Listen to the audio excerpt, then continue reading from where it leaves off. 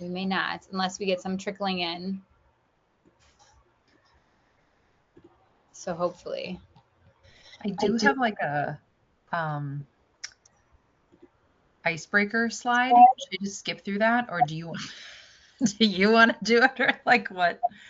What do you think would be best? I Like for think the if we're just recording. I think if we're just recording, I don't think we need to worry about it. You know, Okay. because it would have just been the introductions, like who's Yeah, yeah. here, who are you, Okay. and Okay. so. I didn't know if it was part of like the team building like example of like Right. what to do. So, but yeah, that's totally fine. And it's now going to get edited. So this will be like, we decided we're going to put them on YouTube because Oh, then we cool. can like track how many people watch it versus just like putting it up on our website. So yeah, so it'll get edited a Okay, little bit, cool. not just start when we start recording. But yeah, so I will introduce you a little bit and then just kind of let you take it from there. Sounds good. Awesome. All right, so we have our team building and buy-in session tonight with Miss Morgan Abid. And if you tuned in, she did a session about a month ago, all about season and practice planning. So check that out as well. I have known Morgan for a long time now, and she's a great resource. She's coached at the high school level, the youth level, the college level, pretty much every level of lacrosse that I know of, except for maybe like the World Games. I don't think you've coached internationally, at least that. Just with you in Scotland with Oh our gosh, I forgot about that. That's right. Okay. Oh, yep. Okay.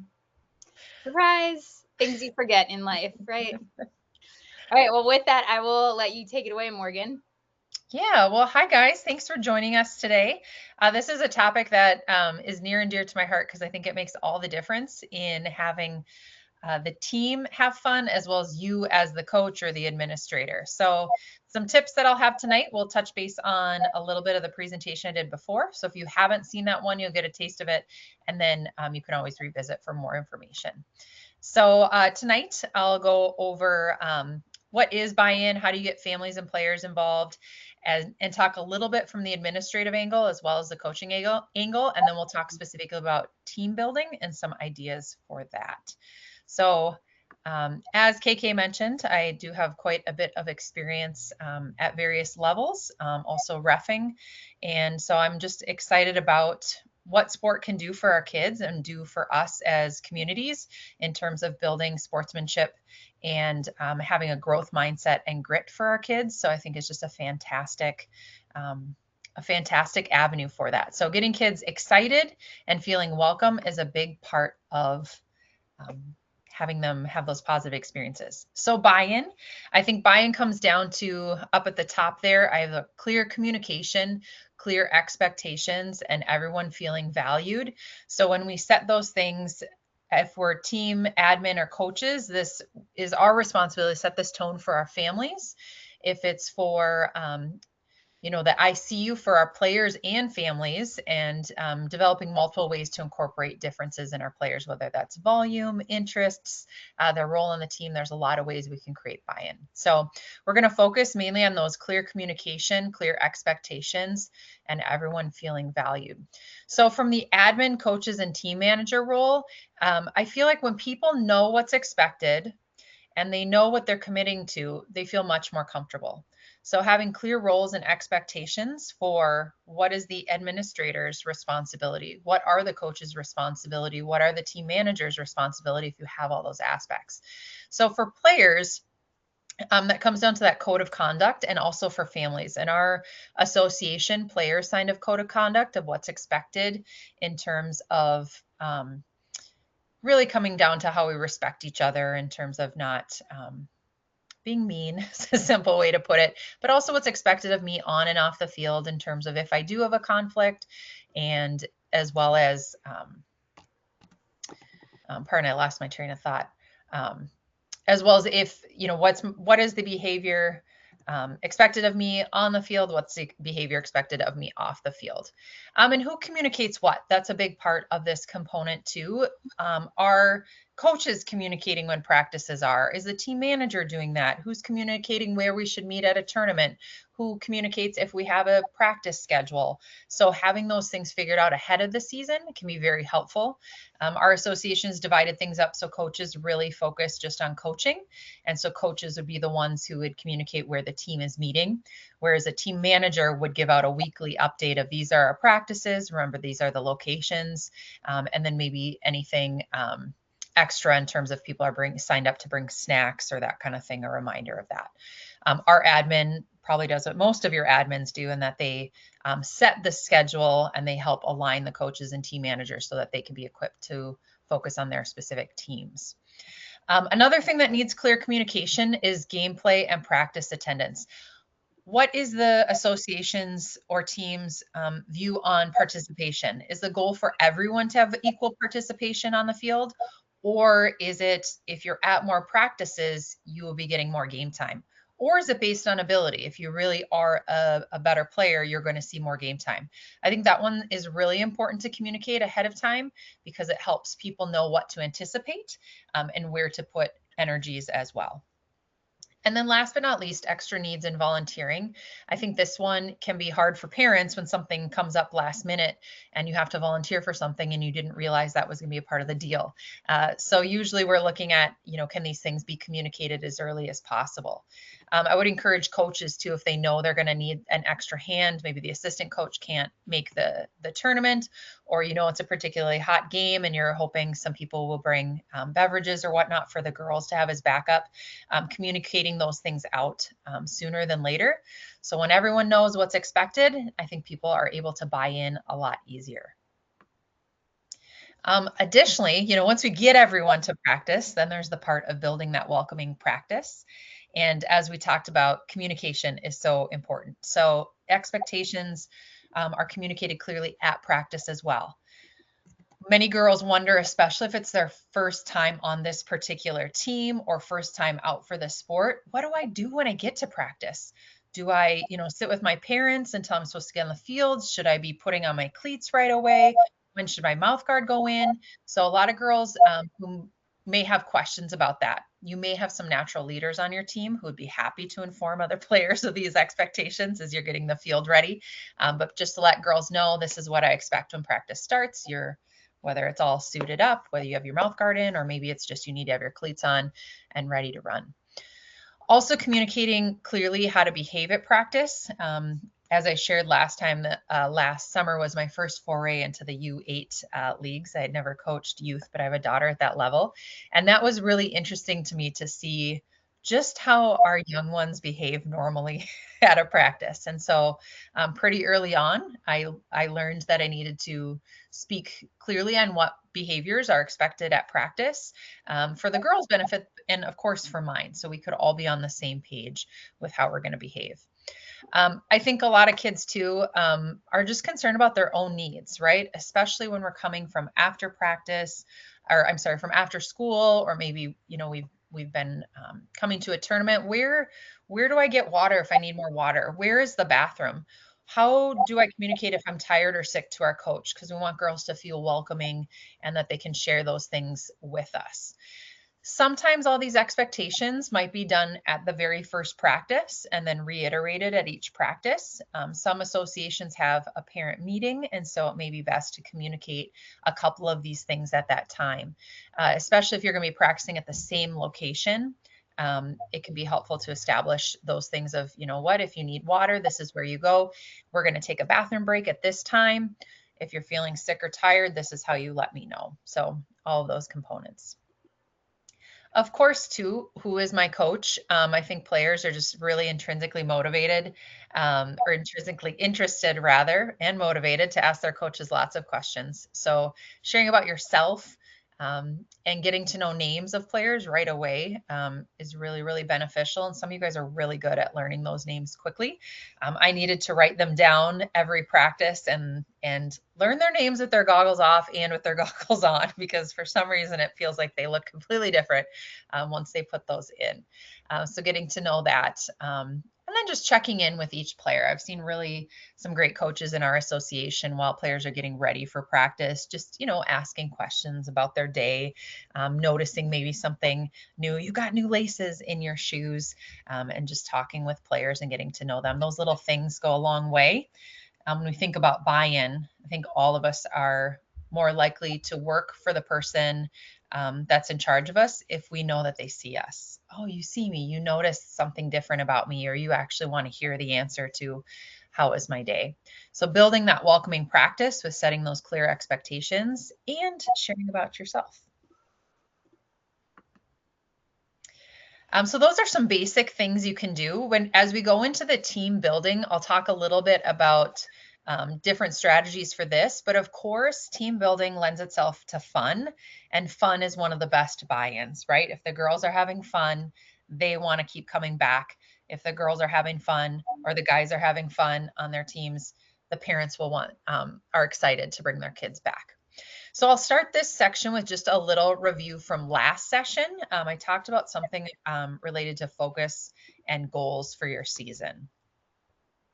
So looking at this image on the left, you have your focus. As you think about building out your season, having a strong focus is one way to build an umbrella over your season. So there's cohesion. This can come from developing like a unifying term or theme. I have some ideas there on the screen that I've seen a variety of teams use.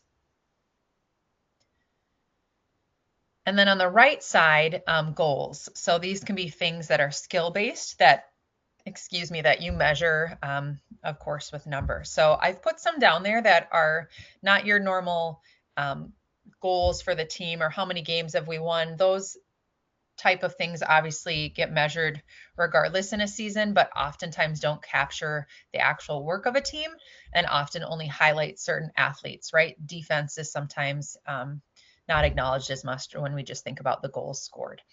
So there's some different stats. And as you get to know your team, you'll get to know what things your team may want to be measuring throughout the season. So if every game or every cheer we're saying family or together, the girls always know, oh, this is what we're about. This is our identity. And if we're measuring our success by different goals, that can help us feel that growth and build that team culture that we want. So keeping those in mind, here are some different ways that you can build the team through these two different lenses. So with the focus or the development term, having fun to win, right? I've oftentimes heard that girls have to have fun to win. Boys win to have fun. And while I think that's generally true, of course, we know there are always exceptions. So having fun to win, there's some ideas here, and I'm going to go into them a little bit more in depth in case you may not be as familiar with them. But as we think about team building, we can build team amongst the players by doing something called big sis, little sis, and I'll go more into that in a moment. Getting to know you questions while passing. There are times I've come to practice and the kids are just really chatty, whether that's your high school athletes or your younger kids. Sometimes they just need to talk. So giving them a specific question to answer while they're passing, and then I'll blow the whistle and give them a new question to answer. You can switch the person they're passing with at the same time or the type of passing they're doing. Talk about your favorite animal while you have right hand up with your pass. Talk about your favorite animal while you have left stick up. Now we're going to switch to your favorite season. And then they talk about that with their partner. Of course, team building comes with different songs or chants or cheers before the game, and having those be repetitive can be a great way to build that team cohesion. That is a fun one also to give to your kids to come up with. I was just blown away by the number of cheers our U8 team knew last year. I would think at the high school level as well, kids can the captains, if you have captains, could come up with those, or they may know some that have worked really well in past seasons. You can also think about your unifying term at halftime. So as part of your reflection during gameplay. So that might be something like, you know what, we're really about family. What do we see each other doing well? Or let's think about our communication. How can we communicate better on the field? On the other column here, we talked about using measurement and numbers to mark our improvement. So those things can really help build our team in terms of having that focus. What am I buying in today? What are we building on today? So you may talk before the game about a pre-game focus. You might have a halftime update. This is a really fun way to bring in parents, especially if it's a statistic you want them to keep track of. Maybe it's the number of ground balls we pick up. Do we pick up more than the other team? And some parents can work on keeping those stats as the game's going. And then, of course, having that postseason reflection if there is something the team was really specific on wanting to meet, getting to either celebrate that or talk about how you may do better the next game. We'll spend a good amount of time talking about games and activities in practice as well here in a moment. So one thing that I've done throughout my years in college, as well as in as a player, and then in high school as a coach, this thing called Big Sis, Little Sis, or you can call it veteran and newbie, or eighth grader and seventh grader. The idea is to pair two girls or two guys that may have some differences, two players, to pair them up in order to build more cohesion on the team. Usually it's people that don't know each other well, getting the older athletes to realize the younger athletes are their responsibility, right? This team is only as good as we are together. So if we can break off some of the cliques and get them understanding their mentoring role within the team, that can be really valuable. So in the girls program, we sometimes call it Big Sis, Little Sis. But what the idea is, you're paired with someone, and this person can be throughout the entire season, or it can be for a couple of weeks, especially association games when your seasons are shorter and maybe the girls are a little bit more familiar with each other. You may want to switch it up every couple of weeks. But the idea is with this person, they're going to spend time with this person every practice in some form. It might just be the person that they pass with. It might be the person that they can go to ask questions of. It could be someone that they pair up with for specific drills at a certain point in the practice, such as ground ball wars or draw controls. For those of us with only one coach, these can be very valuable for subbing out, especially if you know your team is going to be subbing a lot. So when Big Sis gets tired, she goes right to Little Sis, and Little Sis goes in.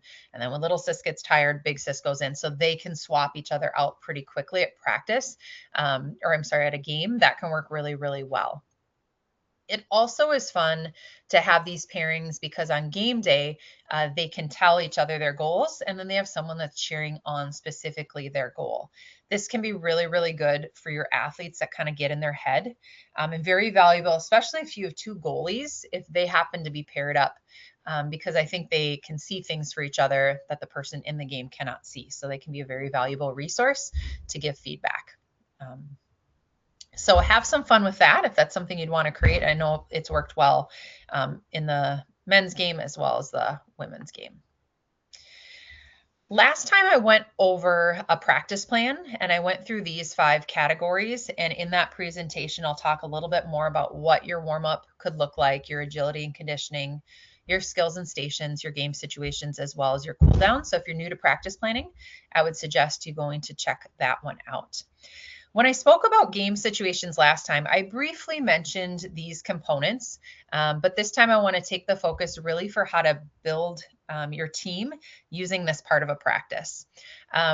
In game situations, of course, you're bringing things together that you've worked on for the practice. And of course, having lacrosse game specific game situations is excellent, right? Using either the full field or the half field.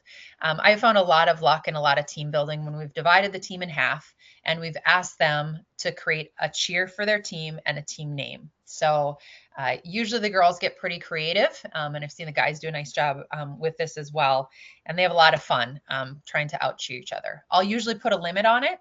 You get 2 minutes, you get 5 minutes, and they have some fun talking. It's really interesting as a coach to watch this and see who your natural leaders are and how people are responding to one another in a very light setting.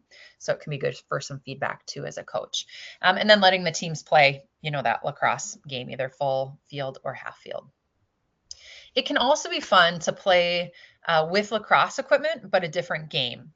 This can be particularly fun if you have girls of different skill sets, and just to mix things up. So your best players aren't always the best players in the game situation. So we've done something called Ultimate Lacrosse. If you're familiar with Ultimate Frisbee, it's the same idea, except you're using a lacrosse stick and a cross ball. So I would look up the rules for Ultimate Frisbee if you're interested in that, and then just think about, okay, we're passing a ball instead of throwing a Frisbee. It can be really fun. It's fast paced, and I think it gets many people involved.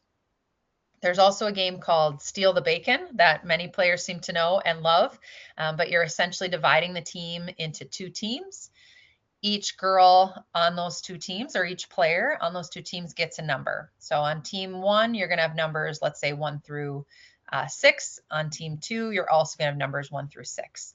And then as the coach, you're going to throw out a ball and you'll call out numbers. So you might say, throw the ball out and then call numbers 1 and 2. So numbers 1 and 2 from both teams would run out and play, essentially in this case, 2v2.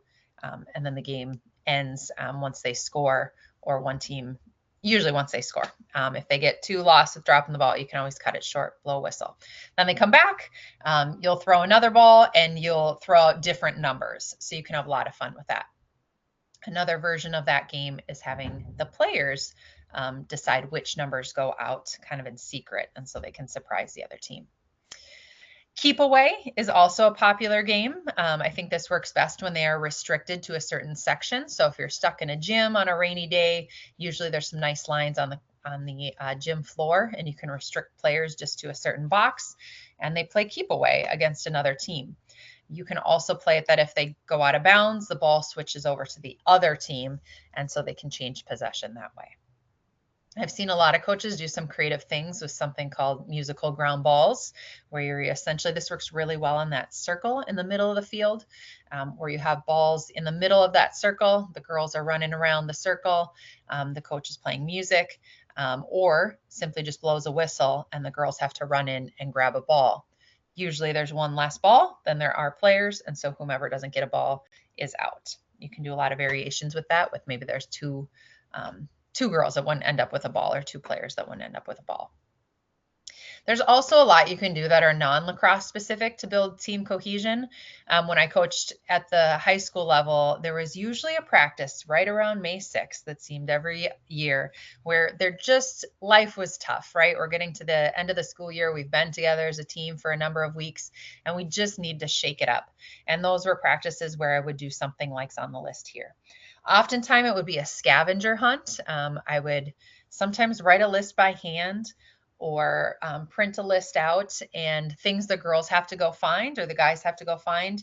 And because everyone has phones now, one person would take a picture. So it might be something like find a sign for safety, and they can run around the campus and find something, or find a drinking fountain and pretend someone drowned in the drinking fountain. You can make it really fun and creative. Show your team playing leapfrog.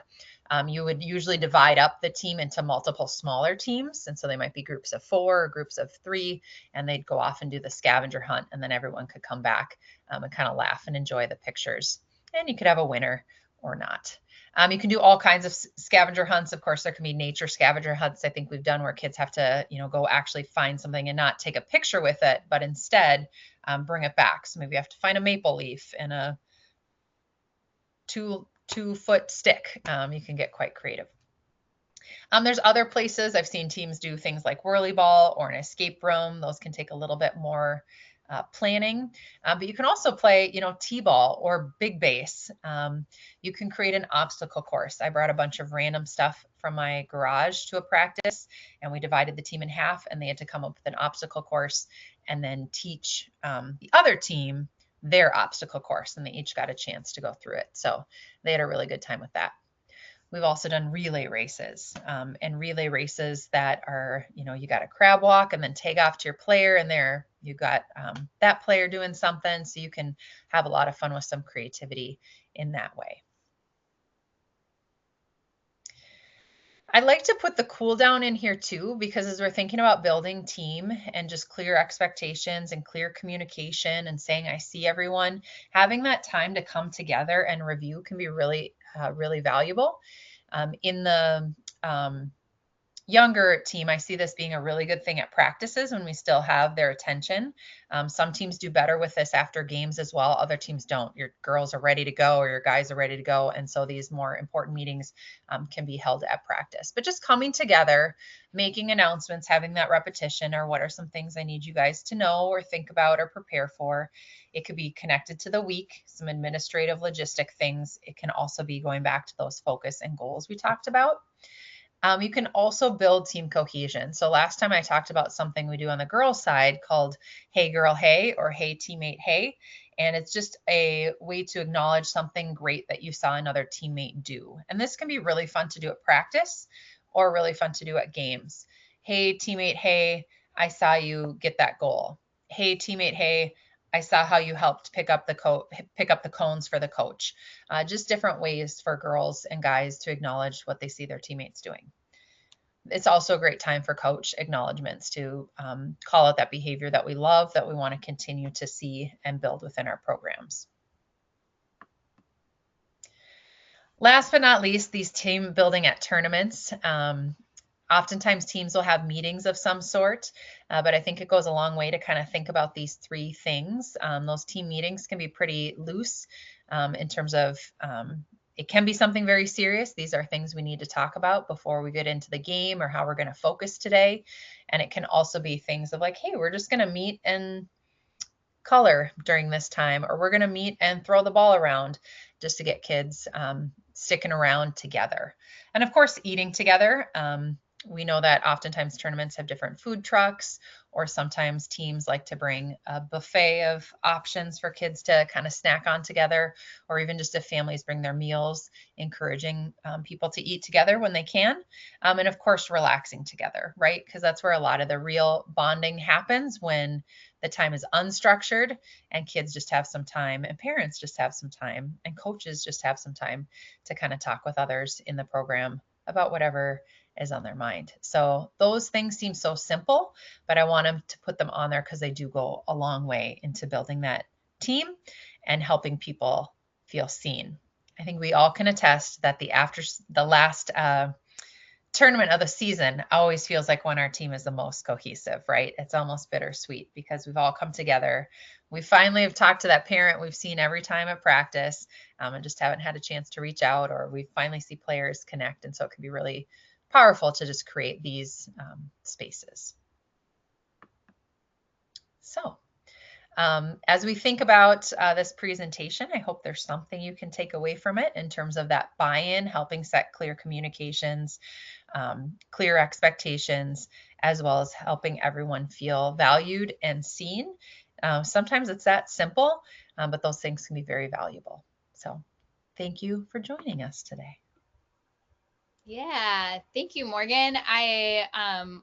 One thing that I want to emphasize, and I think like especially for any of our newer coaches, you mentioned it at the beginning, but like having those expectations and meetings up front, I think is very important, not just for your players, but also for your parents. Because I think that having been a young coach before, I think that having those expectations up front with the parents of like how we're going to act on the sidelines, how we're going to represent like our team and our association, has made it so that there aren't issues down the road. And so I think tackling some of that stuff on the front end is really important. Especially for any of our like high school players that are out there and our head coaches, or just like somebody that's new to it, or even like as a parent dealing with other parents. I think if you set the expectation and the tone at the beginning, it's just a lot more helpful if there is an issue, you can easily go back to what you had told them at the beginning, and just have those expectations laid out is something I think that should be emphasized too. Mm-hmm. Yeah. Cool. Well, thank you, Morgan. Yeah. I don't have any questions. I found this helpful, and there's always like little tidbits that you get to take away. So this was great. Thank you so much. Yeah, you're welcome. Yeah. Great. Let me